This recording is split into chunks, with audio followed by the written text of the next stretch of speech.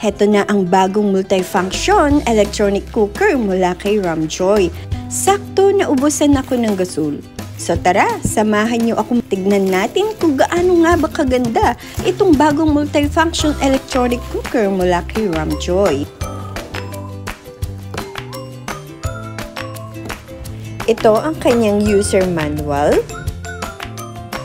At syempre, ang free na wooden spatula. Wow! Transparent tempered glass ang kanyang cover. Napakaganda. Uy, meron pang free. Meron siyang steamer na heat resistant. Meron itong capacity na 1.5 liters. Malaki-laki din siya guys at magaan siya. Ang part na ito guys, dito niya inilalabas ang init para hindi ma-overheat. At ito ang kanyang power connector. Mahaba ang hawakan, komportabling hawakan at buhatin.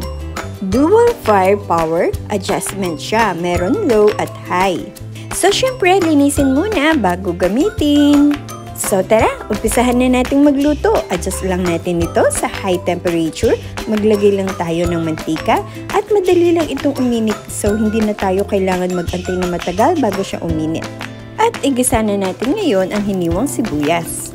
Ayun na nga guys, dahil wala akong gasol, so dito na rin ako nagsaing. Perfect, ang ganda.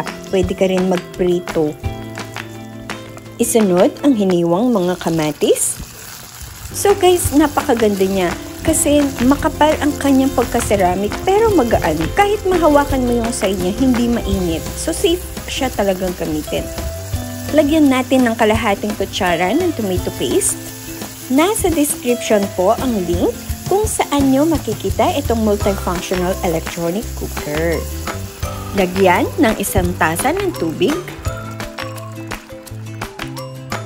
Timplahan ng asin, pamintang pino at konting seasoning ayon po sa inyong mga panlasa.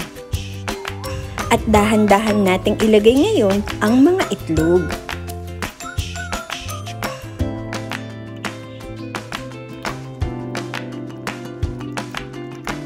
Takpan at lutuin ng mga 2 minuto at i-adjust lang natin ito sa low power.